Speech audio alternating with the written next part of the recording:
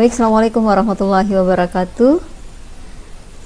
Hari ini kita lanjutkan materi tentang klasifikasi materi. Ini adalah lanjutan dari pertemuan pertama, di mana sebelumnya kita sudah bahas tentang materi. Jadi adapun yang akan dibahas di sini adalah klasifikasi materi atau SAT. Ini ada dua, ada tunggal dan ada campuran. Saya yakin kalian sudah pernah mengenal yang namanya SAT tunggal atau campuran.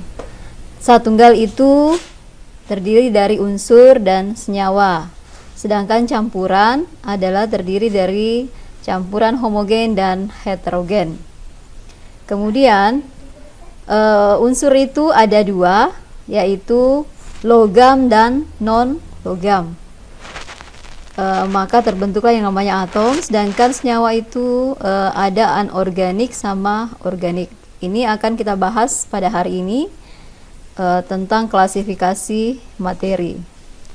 Adapun capaian yang akan kita capai adalah menjelaskan klasifikasi SAT dan penerapannya dalam kehidupan sehari-hari.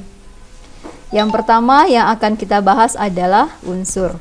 Sebelum saya lanjut, kira-kira ada yang tahu tidak unsur itu seperti apa?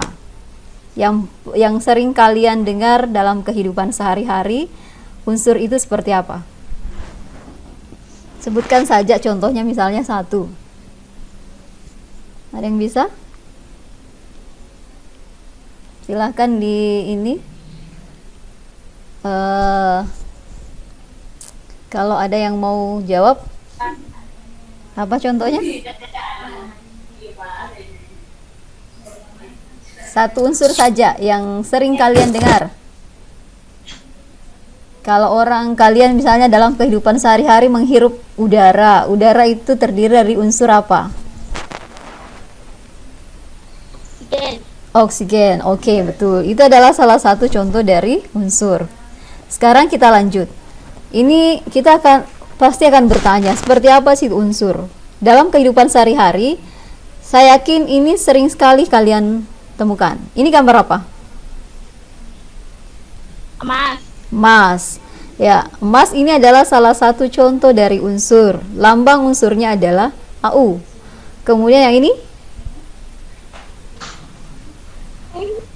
Yang ini.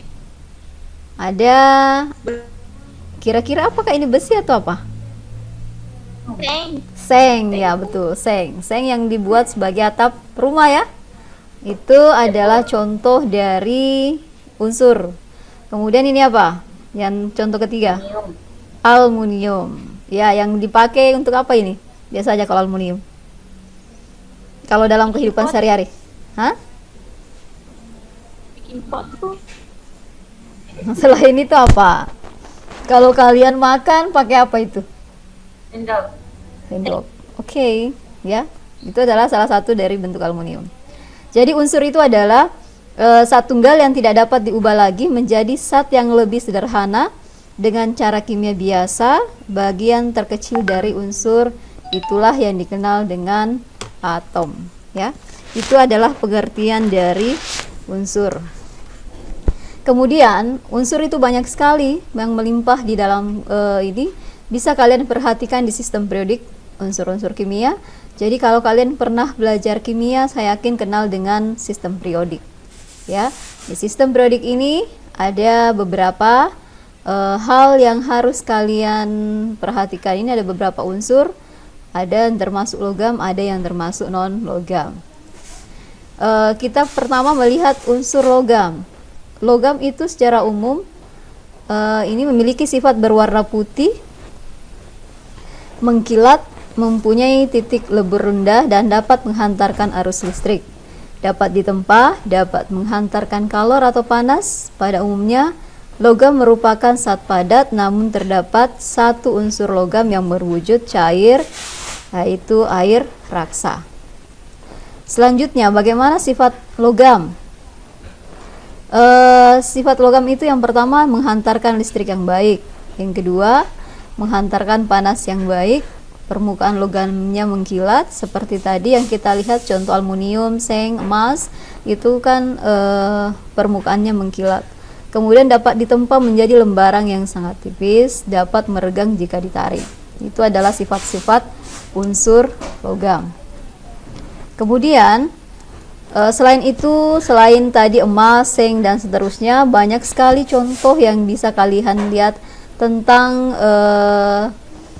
unsur logam. Contohnya krom, ini digunakan untuk bumper mobil dan campuran dengan baja menjadi stainless steel.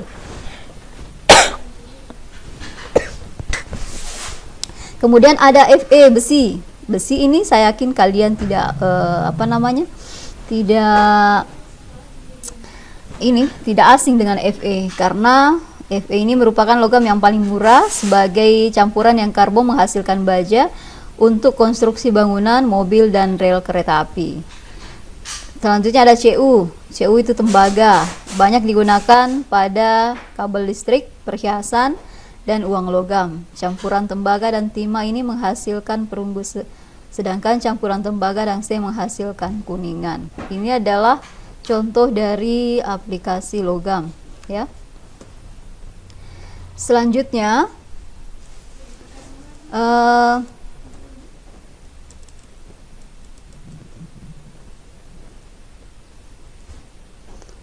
ada sifat non logam. Kita tadi sudah bicara tentang logam, sekarang bagaimana sifat unsur non logam?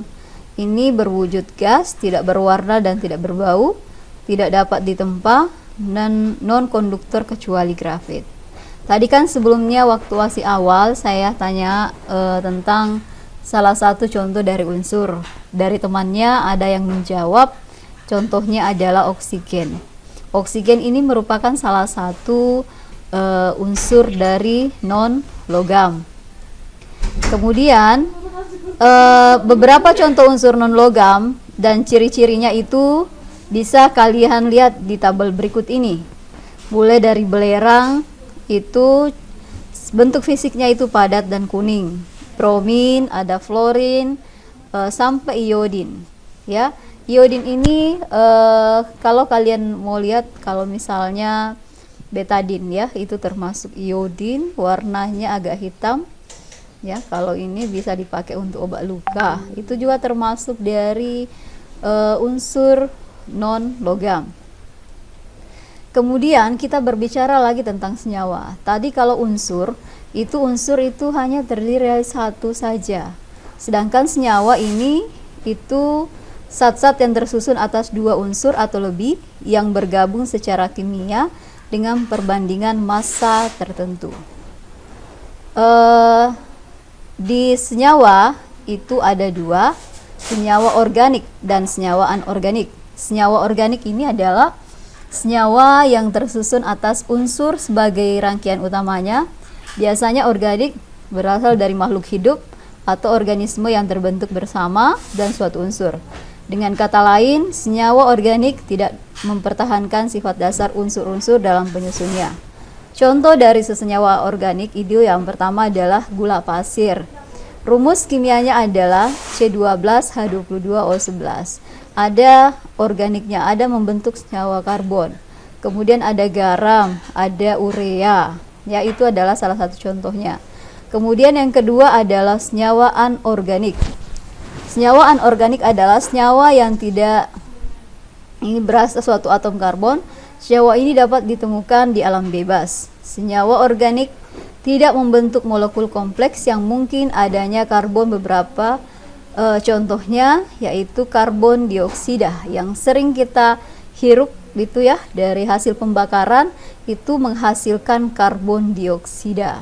Ada aluminium hidroksida, ada asam nitrat. Ini adalah salah satu contoh dari senyawa anorganik yang ada di dalam kehidupan sehari-hari kita. Coba kalian perhatikan. Ini ada dua. Ada H2O. H2O itu terdiri dari berapa unsur kira-kira? Ada yang bisa jawab? Wow. Berapa? Berapa unsur di H2O? 20. Dua. Dua, itu unsur apa yang pertama? Hidrogen. Hidrogen. Unsur yang kedua adalah Oksigen. oksigen. Jadi senyawa itu terdiri dari dua unsur ataukah lebih. Jadi kalau kalian menemukan contoh yang lain di mana unsurnya itu ada dua atau lebih, maka itu sudah digolongkan sebagai senyawa. Kemudian yang contoh yang kedua adalah garam. Garam itu rumus kimianya adalah NaCl. Ada berapa unsur di NaCl? 2. Dua. Unsur apa itu? Natrium Dan klorida. ya, natrium dan klor, ya. Makanya dikenal dengan nama natrium klorida. Kemudian kita ke campuran. Pernah dengar kata campuran? Campuran. Oke, kita bahas satu-satu. Ini ada dua jenis campuran. Coba kalian perhatikan campuran pertama dan campuran kedua. Campuran pertama ini adalah antara air dengan garam. Itu kan kita sudah bahas tadi. Air itu termasuk senyawa.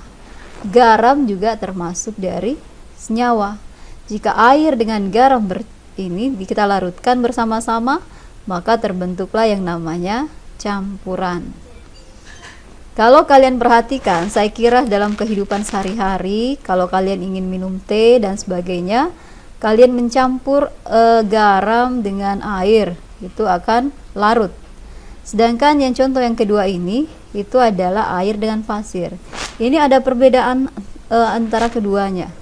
Di sini bisa kita lihat nyata dari kedua contoh campuran ini. Maka terbentuklah dua jenis campuran. Ada yang dikenal dengan campuran homogen dan campuran heterogen. Jadi campuran itu adalah suatu penggabungan dua zat atau lebih yang tidak bisa bersatu secara kimiawi karena zat-zat tersebut masih mempertahankan sifatnya masing-masing. Kemudian campuran homogen. Campuran homogen ini merupakan penggabungan dua jenis zat atau lebih. Tidak terlihat lagi perbedaan sifat masing-masing zat setelah terjadi reaksi. Dengan kata lain, zat-zat di dalam campuran homogen telah melebur menjadi satu. Tidak dapat lagi kita bedakan zat yang ada di dalamnya. Jadi kalau kalian tadi membuat larutan gula atau larutan garam, larutan gula dan garam itu kalau kalian perhatikan itu tidak larutan garam dengan gula itu saling melarutkan. Artinya di situ kita tidak bisa lagi membedakan mana pelarutnya dan yang mana zat terlarutnya, ya. Jadi dia menyatu, tidak bisa juga dipisahkan dengan ini. Contohnya di sini asam cuka, ada asam sulfat, alkohol, air dan parfum. Itu semua menyatu meskipun pelarutnya adalah ada pelarutnya kayak tadi kalau garam dengan ini, antara garam dengan air ataukah antara garam dengan air, yang satu berfungsi sebagai pelarut, yang satunya berfungsi sebagai zat terlarut. Jadi kalau misalnya parfum sama-sama bentuknya cairan. Tadi yang contoh yang pertama itu ada cair dan ada padat, ya. Jadi tergantung apa yang kalian campur.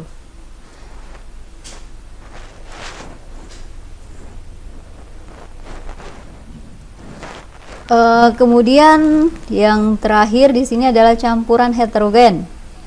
Ini kebalikan dari campuran homogen, merupakan penggabungan dua atau lebih di mana sifat asli masing-masing zat itu terlihat setelah terjadi reaksi kimia. Dengan kata lain, sifat-sifat dari zat dalam campuran tersebut tidak dapat menyatu, ya. Jadi Saya kira sudah jelas sekali perbedaan antara campuran homogen dan campuran heterogen.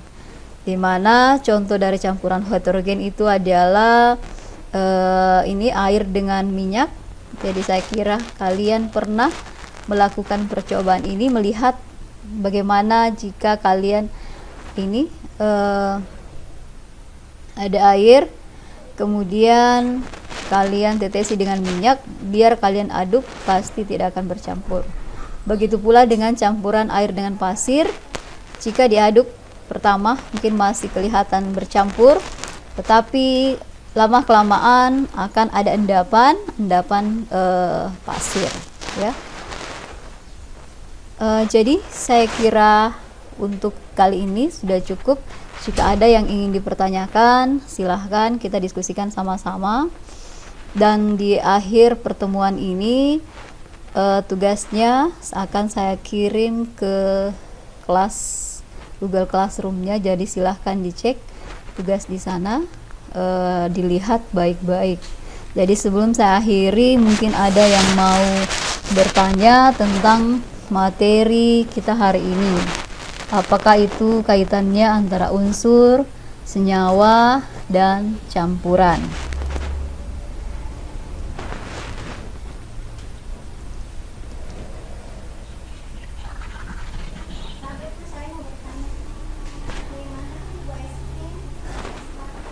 Kalau sudah jelas ya, jadi saya harapkan mudah-mudahan materi hari ini bisa sesuai dengan apa tujuan kita awalnya, yaitu ingin mengetahui klasifikasi materi berdasarkan yang kehidupan sehari-hari. Di situ tadi kita sudah memperlihatkan contoh dari unsur, kemudian contoh dari unsur seperti emas, seng, dan sebagainya. Kemudian ada juga senyawa.